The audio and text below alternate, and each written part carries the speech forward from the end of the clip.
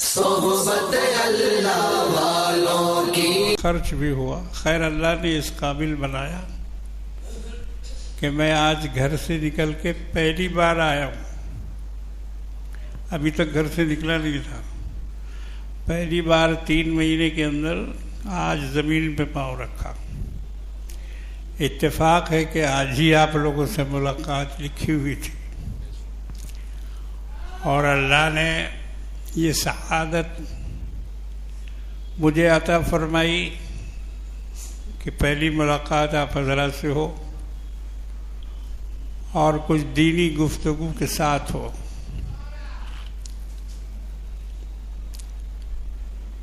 ابھی جو حالات ہیں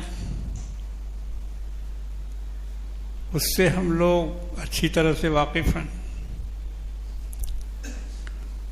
مسلمانوں پر ظلم و ستم کے پہاڑ توڑے جا رہے ہیں. ان کے دین ایمان کو بہت بڑی آزمائش میں ڈال دیا گیا ہے اور مسلمان دو راہ پہ کھڑے ہیں کہ کیا کریں اور کیا نہ کریں. یہ ایک بہت بڑی آزمائش ہے اللہ کی طرف سے. اس کو مصیبت مت سمجھیے. مصیبت تو خیر ہے ہی ہے، لیکن اس طرح کی آزمائشیں نیک لوگوں پر، ایمان والوں پر ہمیشہ آتی رہی ہیں. کوئی نئی بات نہیں. علامہ اقبال نے کہا ہے ستیزہ کار رہا ہے ازل ستا امروز، چراغ مصطفی سے شرار بولہبی. علامہ کہتے ہیں کہ شروعی سے، ابتدا سے حق اور باطل میں مقابلہ ہوتا رہا ہے آج تک. امروز کہتے ہیں آج کو. ستیزہ کار یعنی باہم گتھم گتھا، ٹکراؤ، تصادم.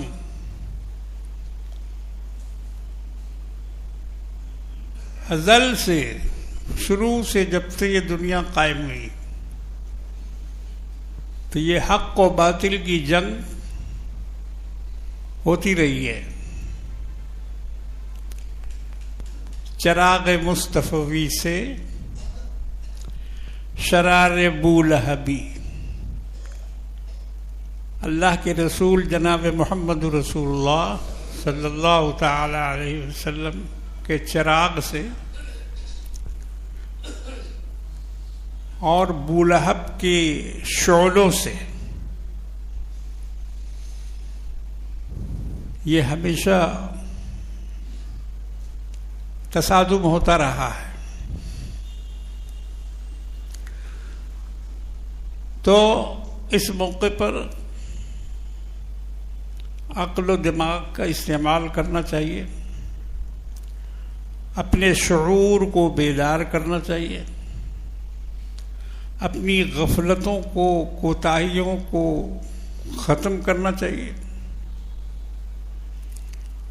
اور سامنے مد مقابل کا مقابلہ کرنے کے لیے تیار ہونا چاہیے.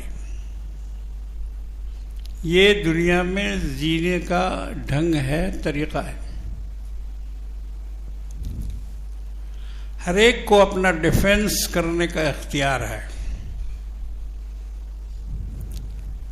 یہ اختیار دنیاوی قانون میں بھی ہے اور آخرت کے قانون میں بھی. اللہ تبارک و تعالی نے جب مسلمانوں کو جنگ کرنے کی اجازت دی، مکے میں تو اجازت نہیں تھی، کوئی کسی سے جنگ نہیں کر سکتا تھا. حالانکہ مکے میں کم ظلم نہیں ہوا، وہاں مسلمانوں کو کم نہیں ستایا گیا.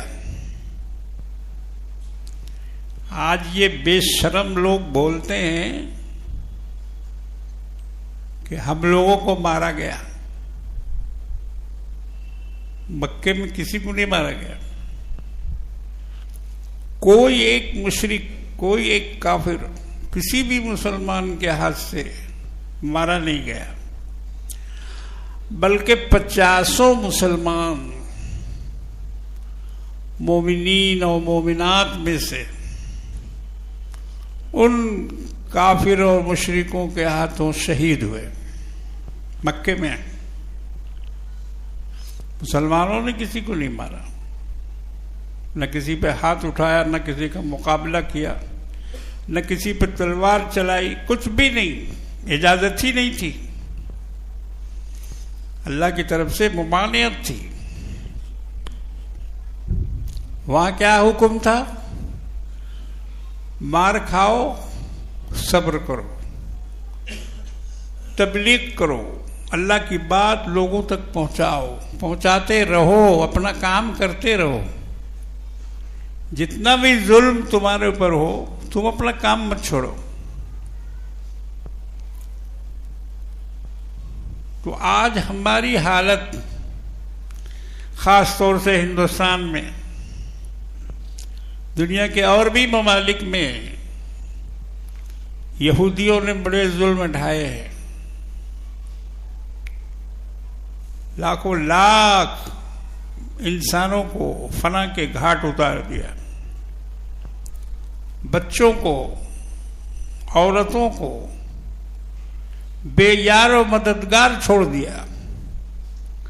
آج وہ بھوک، پیاس اور دوسری ضروریات کے لیے تڑپ رہے ہیں، لیکن ان کی بمباری جاری ہے، ابھی تک جاری ہے. وہ اس قوم کو صفحہ ہستی سے مٹا دینا چاہتے ہیں. چاہتے ہیں کہ ان میں کوئی ایک بھی باقی نہ بچے. اب ان کے پاس دفاعی قوت تو رہی نہیں، اپنا دفاع نہیں کر سکتے، اس کی طاقت نہیں ہے ان کے پاس. اس لیے مار کھانا ان کی مجبوری بن گئی. تو یہ حالات آج ہمارے ساتھ پیش آ رہے ہیں. ہندوستان کی تصویر تو اور بھی زیادہ بھیانک ہے، فلسطین سے بھی زیادہ. جو لوگ پڑھتے ہیں، سمجھتے ہیں اور خبروں کا مطالعہ کرتے ہیں، خبروں کا مشاہدہ کرتے ہیں، ان سے پوچھیے آپ کہ یہاں کیا ہونے والا ہے اور کاہے کی تیاری یہاں ہو رہی ہے. تو اس کا ہمیں علم ہونا چاہیے، مگر علم رکھنے کے باوجود ہماری غفلت نہیں ختم ہو رہی ہے. سب سے بڑا سوال یہ ہے، وہ کیا کر رہے ہیں؟ وہ تو اپنا کام کر رہے ہیں، لیکن ہم بھی کیا اپنا کام کر رہے ہیں؟ ہم کو جو اس کے مقابلے میں کرنا چاہیے، کیا ہم وہ کر رہے ہیں؟ ہر آدمی اپنے طور پر سوچ کے دیکھے، غور کر کے دیکھے. ہمارے بہت سارے مسائل ہیں ہندوستان کے اندر.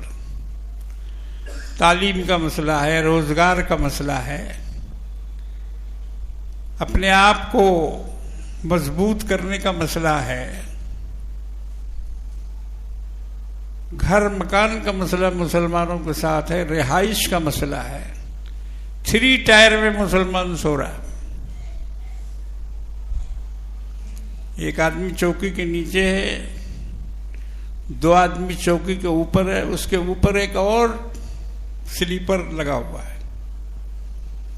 کس طرح سے مسلمان جی رہے ہیں؟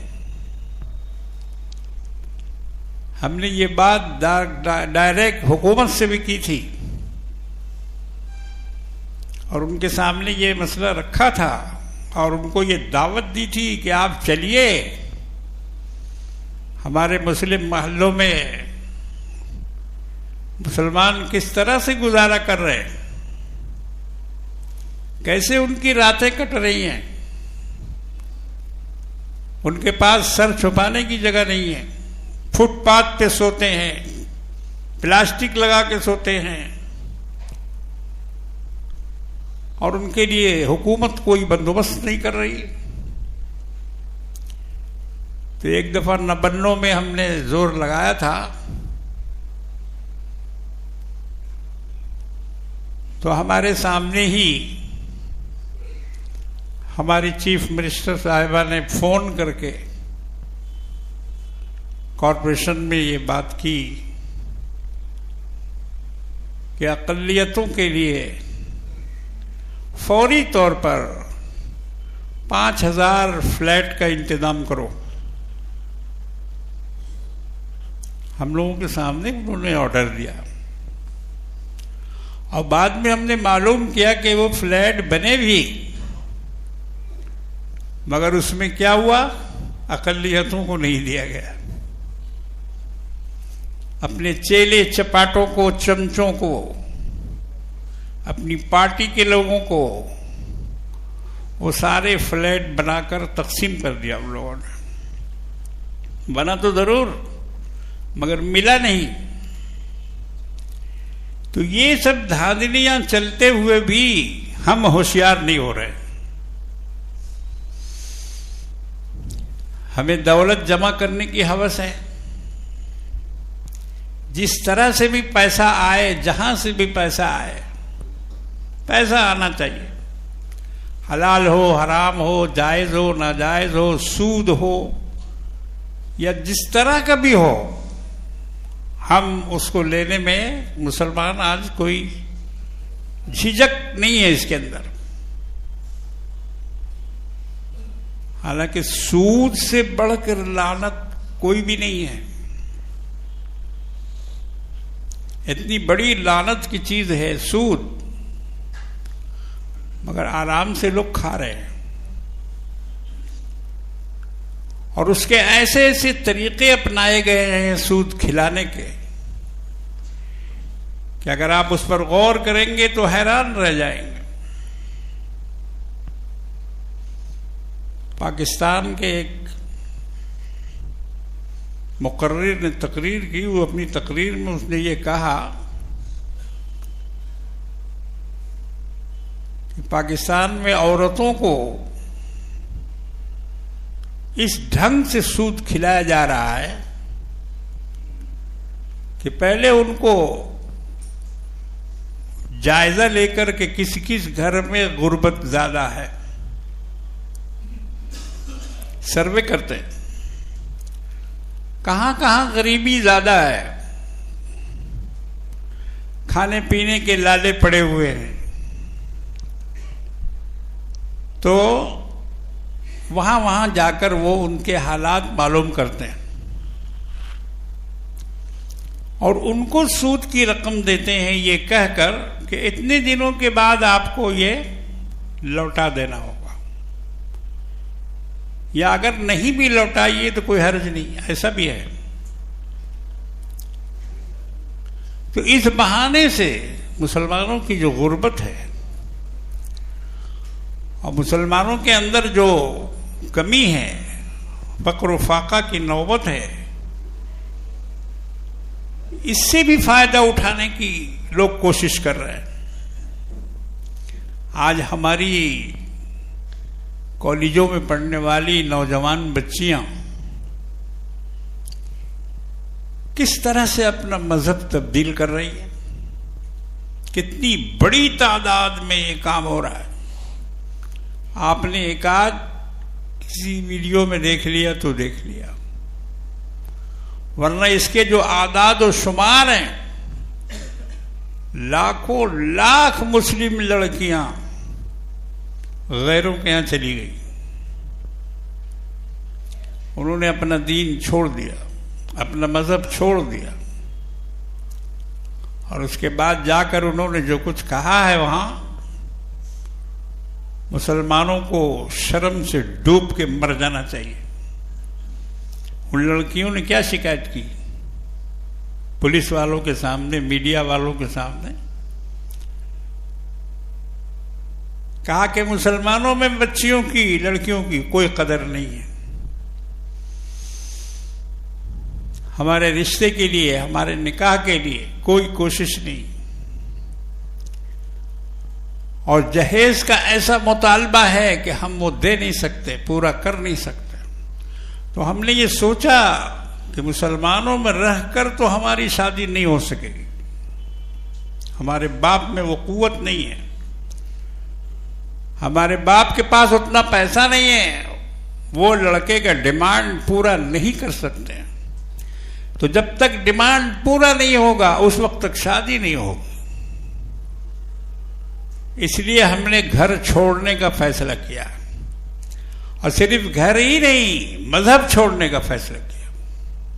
اس طرح کے انٹرویو مسلمان بچیوں نے دیا ہے. اس کا ذمہ دار کون ہے؟ ہمارے وہ لڑکے جو اپنی شادیوں میں بڑی بڑی فرمائشیں رکھتے ہیں, نقدی کا سوال کرتے ہیں, بائک کا سوال کرتے ہیں, 4 چکا کا سوال آج کل ہو رہا ہے کہ 4 چکا ملے گا تب شادی ہوگی. اور نقد روپیہ جو ہے وہ تو الگ ہے, بارات کا خرچ الگ ہے. حالانکہ بارات کوئی چیز نہیں ہے اسلام میں, بارات ہے ہی نہیں, اس کا کوئی وجود ہی نہیں ہے. لڑکی کے یہاں آپ 500 آدمی کو بٹور کے لے جائیں نکاح کے وقت, کہاں ہے اس کا ثبوت؟ کون لے گیا؟ اللہ کے رسول نے سیدہ فاطمہ زہرا رضی اللہ تعالی عنہا کا نکاح حضرت علی سے کیا. علی کو حضور نے داماد بنایا. جس وقت نکاح ہو رہا تھا گھر کے اندر 3-4 آدمیوں کو حضور نے بلا لیا, اپنے خاص لوگوں. اس میں عبد الرحمن بن عوف بھی تھے اور اس طرح کے مخصوص صحابی. اور ان کو رسول اللہ نے فاطمہ کے نکاح کا گواہ بنایا. حضرت علی وہاں موجود بھی نہیں تھے نکاح کے وقت, یہ بھی سن لیجئے, کہیں گئے ہوئے تھے. بعد میں ان کو بلایا گیا. اس طرح سے 4-5 آدمیوں میں خاتون جنت فاطمہ زہرا رضی اللہ تعالی عنہا کا نکاح ہوا. اور نکاح کے بعد ام سلمہ رضی اللہ تعالی عنہ جو حضور کی زوجہ مطہرہ تھی, انہوں نے فاطمہ کا ہاتھ پکڑا اور علی کو ساتھ میں لیا اور اس حجرے میں لے گئے جو رسول اللہ نے اپنے داماد کے لیے تیار کیا تھا. اس حجرے میں لے جا کر فاطمہ کو چھوڑا, علی کو چھوڑا. یہ تھی بارات. مسلمان کہاں سے کہاں نکل گئے, غیروں کی نقالی میں کہاں سے کہاں نکل گئے. اور لڑکی والوں پر اتنا بوجھ ڈال دیا کہ اس کی ساری زمین بک گئی, جائیداد بک گئی, فقیر ہو گیا. 2 بیٹی کی شادی میں, کوئی تو ایک ہی بیٹی کی شادی میں. تو اب ہمارے یہاں سے لڑکیاں نکل کے دوسری جگہ جائیں گی کہ نہیں جائیں گی؟ اتنا انتظار ہوگا؟ بالغ لڑکے اور بالغ لڑکیاں, حضور کا حکم ہے کہ جیسے ہی بالغ ہو اس کا نکاح کر دو, انتظار مت کرو. ہمارے یہاں کیا ہے, ابھی پڑھ رہا, ابھی پڑھ رہی ہے, ابھی فلاں کا امتحان دے گی, بی اے کرے گی, بی ایڈ کرے گی. پڑھا رہے ہیں ہم کالجوں میں بھیج کر, اور ان کالجوں میں مخلوط تعلیم ہے، کو ایجوکیشن ہے، لڑکا لڑکی سے مل سکتا ہے، لڑکی لڑکا سے مل سکتی ہے، بیٹھ سکتی ہے، بات کر سکتی ہے، گھوم پھر سکتی ہے، بالکل آزادی ہے، کوئی دیکھنے والا نہیں، کوئی روکنے ٹوکنے والا نہیں۔ تو ایسے ماحول سے اپنے بچوں کو بچاؤ۔ خالی یہ بولنے سے نہیں ہوگا کہ فلاں پارٹی ہم لوگوں کی دشمن ہے، ہم لوگ خود اپنے بھی دشمن، اپنی اولاد کے دشمن، نہ بچوں کو سنبھال رہے ہیں نہ بچیوں کو، ان کا کوئی خیال ہم نہیں کر رہے ہیں، چھوڑ دیا ہم نے آزاد، جاؤ جس کے ساتھ جانا ہے چلی جاؤ، جو مذہب اختیار کرنا ہے کر لو، تلک لگا لو، پھوٹا لگا لو، 7 پھیرے کر لو، سیندور لگا لو، جو کرو۔ آج کل کے ماں باپ خاموشی سے دیکھ رہے ہیں۔ پہلے کے ماں باپ روتے تھے، پیٹتے تھے، غم کرتے تھے کہ ہماری بچی ضائع ہو گئی، جہنمی بن گئی، دین سے نکل گئی، مذہب کو چھوڑ دیا، افسوس کرتے تھے ماں باپ، اس کے غم میں کھانا نہیں کھاتے تھے، کئی دن تک گھر میں ماتم برپا رہتا تھا۔ آج وہ بات نہیں ہے۔ یہ غیرت ہمارے اندر سے رخصت ہو گئی۔ تو میرے بزرگوں اور دوستو، دشمن صرف ایک طرف سے نقصان نہیں پہنچا رہا ہے، بلکہ اس نے بہت سارے محاذ کھول رکھے ہیں۔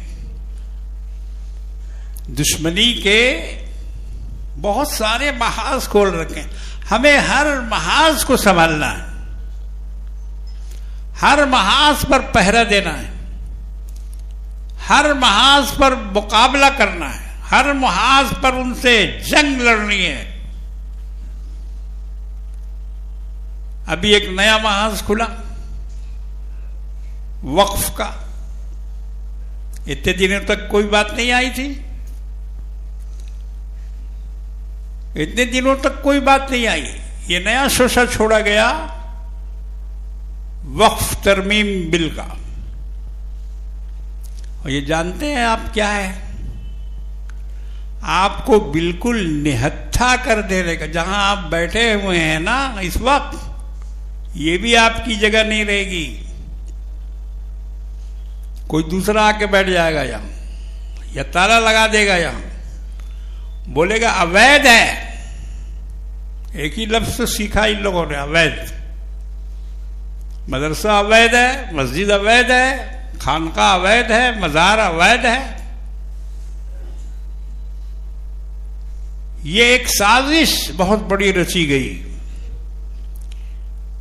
کیونکہ ریلوے کے بعد، فوج کے بعد اگر مملوکہ زمین ہے تو وہ مسلمانوں کے پاس، اوقاف کی شکل میں، اوقاف کی شکل میں مسلمانوں کے پاس فوج کے بعد سب سے زیادہ زمین ہے۔ آرمی، ملٹری، اس کے پاس جو زمینیں ہیں، اس کے جو بیرک ہیں، اس کے جو ڈپوز ہیں، اس سے زیادہ مسلمانوں کے وقف کی ملکیت ہے۔ اور یہ سرکار دو عالم صلی اللہ علیہ وسلم کے زمانے سے مسلمانوں نے اپنے زمانے میں اس کو نیا قائم نہیں کیا، بادشاہوں نے نہیں قائم کیا، یہ نبی کے زمانے سے، نبی کے زمانے سے وقف کا سلسلہ ہے۔ بیر روما جو آج بھی مدینے میں موجود ہے، اس کو خرید کر بہت زیادہ قیمت پر سیدنا عثمان غنی رضی اللہ تعالی عنہ نے ہزاروں دینار دے کر یہودی سے، جبکہ وہ بیچنے کے لیے اس کنویں کو تیار نہیں تھا، ایک ہی میٹھا پانی کا کنواں تھا مدینے میں، باقی جتنے کنویں تھے سب کھارا پانی تھا. تو مسلمانوں کو پانی پینے کی بہت تکلیف ہو رہی تھی. ہجرت کے بعد جب مسلمان وہاں پہنچے تو ان کو پانی پینے کی بڑی تکلیف تھی. کھارا پانی پینا پڑتا تھا. اور وہ یہودی جس کا میٹھے پانی کا کنواں تھا، جس کا نام تھا بیر روما، وہ آج بھی موجود ہے. مدینہ طیبہ میں آج بھی موجود ہے. اس کا پانی آج بھی لوگ پی رہے ہیں، پیا جاتا ہے. اس میں موٹر لگا ہوا ہے. موٹر سے اس کے پانی سے باغ کی سینچائی ہوتی ہے، باغ کو سیراب کیا جاتا ہے. ایسے کئی کنویں ہیں. اس وقت معلوم نہیں تھا، اس وقت یہ صرف ایک بیر روما تھا. حضور نے فرمایا کہ ہے کوئی اللہ کا بندہ جو بیر روما کو خرید کر مسلمانوں کے لیے وقف کرے؟ یہ بندہ کھڑا ہوا. کون؟ جس کا نام عثمان غنی. غنی کا لقب ایسے ہی نہیں پڑا. ان کی سخاوت کی بڑی داستانیں. انہوں نے اسلام کے لیے بڑی قربانی دی ہے، مالی قربانی. اب اس کی تفصیل کا بھی موقع نہیں ہے کہ کس کس موقع پر انہوں نے کیا کیا کیا ہے. غزوہ تبوک کے موقع سے عثمان غنی نے 1000 گھوڑا مع ساز و سامان کے حضور کی خدمت میں پیش کیا. کہا کہ یا رسول اللہ یہ میری طرف سے. جبکہ سواری کی بہت کمی تھی اور دور کا سفر تھا. تبوک مدینے سے 1000 میل کی دوری پر. تو عثمان غنی کی جو فضیلت ہے، سخاوت ہے، وہ اپنا ایک الگ مقام رکھتی ہے. اتنی اشرفیاں لا کے حضور کے سامنے رکھ دی. پتہ نہیں کتنے ہزار اشرفیاں تھیں اس میں تھیلے میں. اور حضور نے ان تھیلیوں سے اشرفیوں کو نکالا اور نکال کر آسمان پہ اس طرح سے اچھالتے تھے خوشی کے مارے. اشرفیوں کو اچھال رہے تھے اور آپ یہ فرما رہے تھے کہ عثمان اس کے بعد جو کچھ بھی کرے اس پر کوئی گناہ نہیں ہے. اتنی خوشی کا اظہار سیدنا عثمان غنی رضی اللہ تعالیٰ عنہ کی سخاوت پر. تو ان کی سخاوت میں سے ایک بیر روما بھی ہے. میں وقف کے بارے میں بتا رہا ہوں. مسلمانوں کے لیے اس کنویں کو خرید کر حضرت عثمان نے وقف کر دیا. ابو طلحہ نے اپنے باغ کو وقف کر دیا. بہت ساری وقف کی مثالیں موجود ہیں. مثالیں موجود ہیں. بڑے بڑے باغات، ہزاروں کھجور کے درخت تھے اس میں. اور اس کو کہا کہ یہ اللہ کے لیے ہے، اللہ کے راستے کے لیے. وقف للہ اس کو بولتے ہیں. وقف للہ، اللہ کی جائیداد. اللہ کی جائیداد ہے وہ جس کو وقف کہتے ہیں، وقف للہ کہتے ہیں. تو یہ چلا آ رہا ہے صحابہ کے زمانے میں بھی، حضور کے زمانے میں بھی، خلفائے راشدین کے زمانے میں بھی.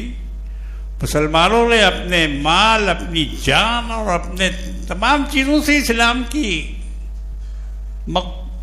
مدد کی ہے اور اسلام کو آگے بڑھایا ہے، پھیلایا ہے. یہ آج پوری دنیا میں جو اسلام نظر آ رہا ہے اس کی بدولت، بادشاہوں کی بدولت نہیں. یہ عام مسلمانوں کا جذبہ ایمانی ہے. آج بھی آپ دیکھیں گے بڑے بڑے قبرستان مسلمانوں نے وقف کیے ہیں. ان کی جائیداد ہے. مدرسے دیکھیے آپ جا کر، کتنے بڑے بڑے مدرسے مسلمانوں نے قائم کیے ہیں ہندوستان میں. تصویر دیکھ کر تو آدمی حیران رہ جاتا ہے، کیسے بنا یہ مدرسہ؟ بڑی بڑی بلڈنگیں، شاندار عمارتیں، بیچ میں تالاب، حوض، چاروں طرف باغ، اس طرح سے مدرسے بنے ہوئے ہیں. اور مسلمانوں نے اپنے دین کو بچانے کے لیے، دین کو پھیلانے کے لیے، دین کے فروغ کے لیے اس قسم کے ادارے انہوں نے قائم کیے، قائم کرتے چلے جا رہے ہیں. پیچھے نہیں ہٹ رہے ہیں مسلمان، اور یہ نہیں سمجھ رہے ہیں کہ ہمیں یہاں سے کہیں اور جانا ہے. بس یہی مرنے مٹنے کے لیے تیار ہیں مسلمان. تو میرے بزرگوں اور دوستوں، ہمیں اپنی تیاری مکمل کرنی چاہیے. ہماری تعلیم میں کمی ہے، ہم اپنے بچوں کو پڑھاتے نہیں. ہمارے بچے گلیوں میں گلی ڈنڈا کھیلتے ہیں، تاش جوا کے اڈے انہوں نے بنا رکھے ہیں، گجیڑی بنتے جا رہے ہیں، حقہ کا نشہ کر رہے ہیں، اور بہت ساری خرابیاں مسلمان کی نسلوں میں اور ان کی اولادوں میں پیدا ہو رہی ہیں. آپ کی ذمہ داری ہے، آپ اس کو روکیے، آپ اس کو سنبھالیے، اس کو ٹھیک کرنے کی کوشش کیجیے. کوئی دوسرا نہیں آئے گا. آپ کی ان خرابیوں کو دور کرنے کے لیے کوئی دوسرا نہیں آئے گا. یہ جو ان کی ہمت اتنی بڑھ گئی ہے کہ اوقاف پہ قبضہ کیا جائے، آپ کی مسجدوں کی ویرانی کی وجہ سے. دلی کے اندر چلے جائیے آپ، بادشاہوں کے زمانے کی بنائی ہوئی ہزاروں، سینکڑوں نہیں، ہزاروں مسجدیں ہیں کہ جس میں نماز نہیں ہوتی ہے. کوئی وہاں نہیں جاتا، کوئی نماز نہیں پڑھتا. اس میں شراب پینے والے جا کے شراب پی رہے ہیں، بدماشیاں کرنے والے جا کے بدماشیاں کر رہے ہیں. اتنی شاندار شاندار مسجدیں ہیں کہ تصویروں میں دیکھ کر عقل حیران رہ جاتی کہ یا اللہ، مسلمانوں نے تیری عبادت کے لیے کتنا انتظام کیا. مہرولی کا علاقہ اور بھی دوسرے علاقوں میں مسجدوں کی بھرمار ہے، مگر کیا ہے؟ مسجد مرثیہ خواں ہیں کہ نمازی نہ رہے. علامہ اقبال کہتے ہیں کہ مسجدیں مرثیہ خواں ہیں کہ نمازی نہ رہے، یعنی وہ صاحب اوصاف، وہ غازی نہ رہے. مسلمانوں نے نماز چھوڑ دیا ہے. خالی جمعہ پڑھ لینے سے ہوگا؟ جمعہ پڑھ کر اللہ پر احسان رکھتے ہو کہ ہم مسجد میں آتے ہیں، ہم نماز پڑھتے ہیں؟ یہ دھوکہ دے رہے ہو خدا کو. جو لوگ ایسا کر رہے ہیں وہ اللہ کو دھوکہ دینا چاہتے ہیں. جمعہ کے لیے ٹوپی رکھا ہے، بس 5 وقت کی نماز نہیں پڑھتے، مسجدوں میں جاتے نہیں. مسجد میں بھیڑ لگانا پڑے گا، خوب کان کھول کے سن لو، نہیں تو یہ مسجدیں ایک ایک کر کے چلی جائیں گی. مسجد میں جا کے دکھاؤ کہ اتنے نمازی ایک وقت میں نماز پڑھ رہے ہیں. کم سے کم اللہ کو مت دکھاؤ، بندوں کو دکھاؤ، وہ سمجھیں کہ یہ ان کی عبادت کی جگہ ہے، یہ یہاں نماز پڑھتے ہیں. کم سے کم اتنا تو کرو. اس کے بعد اللہ اخلاص کی توفیق بھی دے دے گا. تو مسجدوں کو بھرنا چاہیے، مدرسوں کو بھرنا چاہیے، یہاں بھیڑ لگنی چاہیے. لال دادا مسجد میں مغرب کی نماز 2 تلے پہ ہوتی ہے بھائی، 2 منزلے پر، 1 منزلے پر ہوتی ہے مغرب کی نماز. اچھا، میں جب کیرالہ گیا آج سے 15 साल पहले एक मस्जिद में नमाज पढ़ने का इत्तेफाक हुआ। 5 मंजिला मस्जिद थी वो, 5 मंजिला। मगर मुझे मगरिब की नमाज कहाँ पढ़नी पड़ी मालूम है? लोगों के जूता चप्पलों के पास। 5 मंजिल भरी हुई। कौन सी नमाज? मगरिब की नमाज। मगरिब की नमाज में 5 मंजिल। कलकत्ता में है ऐसी कोई मस्जिद? बड़ी बड़ी मस्जिदें हैं, बना लिया लोगों ने, लेकिन नमाजी नहीं तैयार कर सके। नमाजी को तैयारी करो, नमाजी को तैयार करो नमाज के लिए, मस्जिदों को भरने के लिए, मदरसों को आबाद रखने के लिए बच्चे भेजो मदरसों में। ये सारे छोटे छोटे मकतब जो थे ये खत्म हो गए। अब उन मकतबों में बच्चे नहीं आते। ट्यूशन इतना पढ़ा दिया उसको कि वो मकतब की तालीम से अलग हो गया। इन चीजों को मुसलमानों को अपनाना पड़ेगा, और नहीं तो जालिमों को आपको उखाड़ फेंकने में टाइम नहीं लगेगा। तो मैंने जिस आयत करीमा की तिलावत की थी उसमें अल्लाह रब्बुल आलमीन ने यही इरशाद फरमाया, वयौम यअज़्ज़ु ज़ालिमु अला यदैहि। उस दिन जालिम लोग अपने हाथों को चबाएंगे, चबाएंगे। ये लफ्ज कुरान का है, ये तर्जमा कर रहा हूं मैं आयत का। क्या कहेंगे? वयक़ूलु या लैतनी लम अत्तखिज़ फुलानन खलीला। कहेंगे हाय अफसोस कि हम फला को अपना दोस्त न बनाते।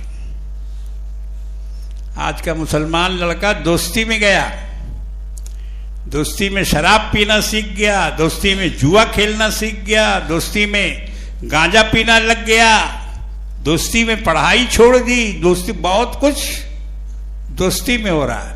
देखो दोस्त की क्या नौबत अल्लाह बता रहे हैं। अल्लाह ताला बता रहे हैं कि अच्छे को दोस्त बनाओ। लम अत्तखिज़ फुलानन खलीला। वहां कहेगा कि काश मैं ऐसे को दोस्त न बनाता जिसने मुझसे मेरा दीन छीन लिया, ईमान छीन लिया, और मुझसे मेरे अल्लाह को छीन लिया। लक़द अज़ल्लनी अन ज़िक्री बाद इज़ जानी। मैं उस जिक्र को भूल गया, मैं गुमराह हो गया। अल्लाह फरमाते हैं वकान शैतान लिल इंसान खजूला। शैतान है आदमी को सबसे बड़ा धोखा देने वाला। ये धोखा दे रहे हैं लड़कों को, और ये धोखा दे रहे हैं दोस्त बनाकर। मेरे बुजुर्गों और दोस्तों, वक्फ तरमीमी बिल के बारे में हर तरह से आपको मजबूत होकर सामने आना पड़ेगा और इसकी मुखालफत करनी पड़ेगी। जितनी भी मजम्मत की जाए कम है। ये हुकूमत की बेईमानी है और ये उसकी एक चालाकी है जो मुसलमानों के साथ वो खेलना चाहती है। इसलिए इसको ख़त्म करने के लिए आपको पूरा पूरा जोर लगाना पड़ेगा। अल्लाह तबारक व तआला हम सबको इसकी तौफीक अता फरमाए, हम सब की मदद फरमाए, और हमारी जायदादों को, हमारे औकाफ को बर्बाद होने से अल्लाह पाक बचाए। वाखिरु दावाना अनिल हम्दुलिल्लाह।